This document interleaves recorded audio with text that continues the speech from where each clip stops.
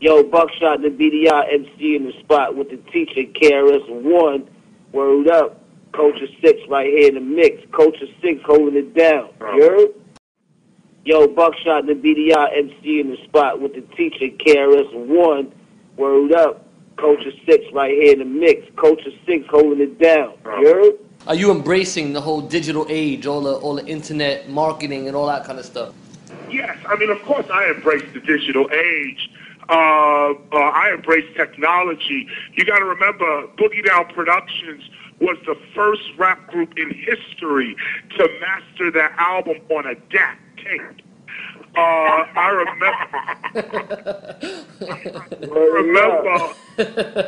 remember going to Jive Records. We were going to Jive Records in the early 90s.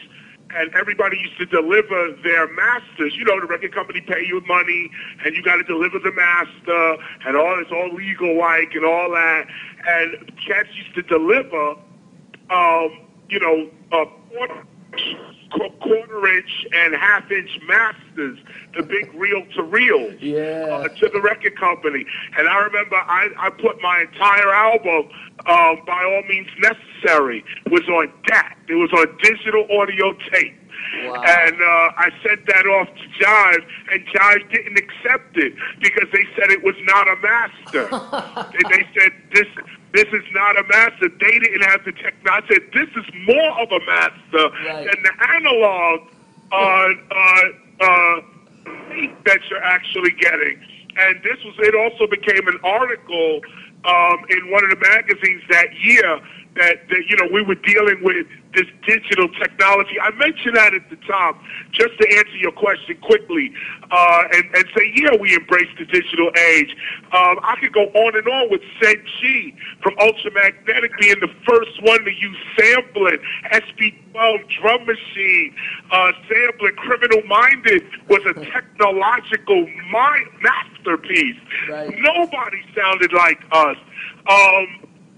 Run DMC, Def Jam, and Rick Rubin was the #1 hip-hop producers when we came out, and they were using the Lynn drum and the Roland 808.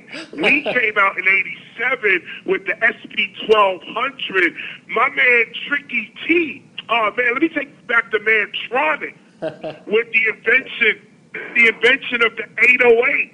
The 808 hip-hop is all about technology. Yeah. Grandmaster Flash invented, not discovered, invented the crossfader. On every mixer you see a crossfader. That's Grandmaster Flash. That's our Benjamin Franklin right there. Y'all are legends in the game. Y'all should say something and the world should listen.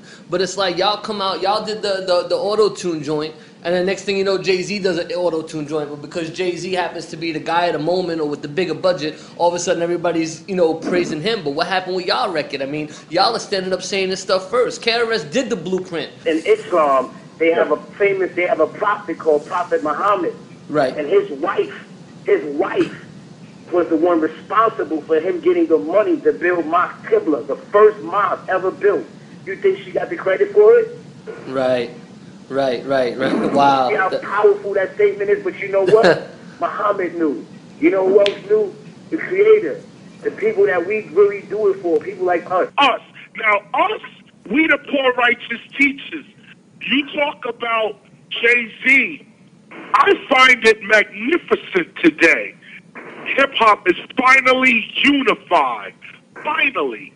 That you got Buckshot and KRS supposedly on the underground level, on the MC level, on the cultural hip-hop level. And then you have Jay-Z supposedly on the corporate level, the mainstream level, got the baddest chick in the planet level. He's supposed to be that level. And we both are sharing the same view at the same time. Wow. That shit ain't got nothing to do with rap. That shit is hip-hop showing its strength. This is hip-hop. We all, as one community, we all said fuck auto-tunes. All of us. That's crazy. As one community. They said it from the top. We said it from the motherfucking bottom. That's it. So here we is. Now here's the role right here. If everybody played a position, oh man, we about to take the fucking world over right now. If everybody played a role, I'm not Jay-Z. Jay-Z ain't KRS-One. Buckshot ain't KRS or Jay-Z. Wu-Tang ain't Buckshot, KRS, Jay-Z, or anybody else. And you can go on and on and on. But if we all play our role, if every man play his lane, and that's what the Robot record was really all about. We said, this ain't a diss to nobody's art, because Africa Bambaataa already gave art. Bam been already using vocoder voice and robot shit since fucking Planet Rock. Right. Okay? He got his shit from Kraftwerk. Right. Bam is inspired from. And if you go to the West Coast, it's Daz and Raj Troutman and, Zach Gibbs and all that shit. And we brought it back to life. And this is my final point on that, on what you raised, was we are the teachers. We are the teachers. We are the leaders. We are the government, so to speak. We are the culture keepers, the ones who keep the culture together. We are that. So you can't get mad if you say, number one, you put out a record and then Jay-Z puts out one. That's honor. That's respect, because you call yourself the teacher. Right. If I put out the first Blueprint and then Jay-Z decides to name his next 3 albums, Blueprint, you can only look at that as respect. Right. In hip-hop actually signifies the unity of hip-hop altogether. And plus, look at this. Not just, we're making a comparison with Jay-Z because of Robot right. and then his record, The Death of Auto-Tune. I think that's the name of it. In that sense. But you can compare this all the way across the board. You're finally getting to see hip-hop's culture, not rap music industry. Ask yourself this question, too. With all the money that Jay-Z got, why does he still have to rap?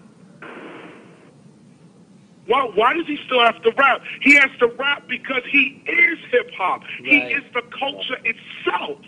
He has no choice, and he's realizing it even unto himself as he gets older as well and matures himself. He sees that no matter how much money I get, no matter how much pussy I get, no matter how many motherfuckers are doting on me, I love this hip-hop shit that I got from Marcy Projects in Brooklyn, and I'm not letting that shit go. And that's what I think we all are realizing now is our real love for hip hop, our real love for this. Right, and that's great. That's a brilliant answer. That makes a lot of sense. Have you reached out to Jay and thought about maybe doing something together on that? About that whole thing. I mean, to me that would be amazing. Having you one of the top 3 legends of all time, and then Jay-Z, who's one of the more popular mainstream of today. Also entrenched in the history. Y'all came together to deliver that same kind of message. That would be powerful. No, you're absolutely. And maybe the future will hold that. As well, it's obviously in our future to do that. Right. But another level, it may be corny on another level because it may be so expected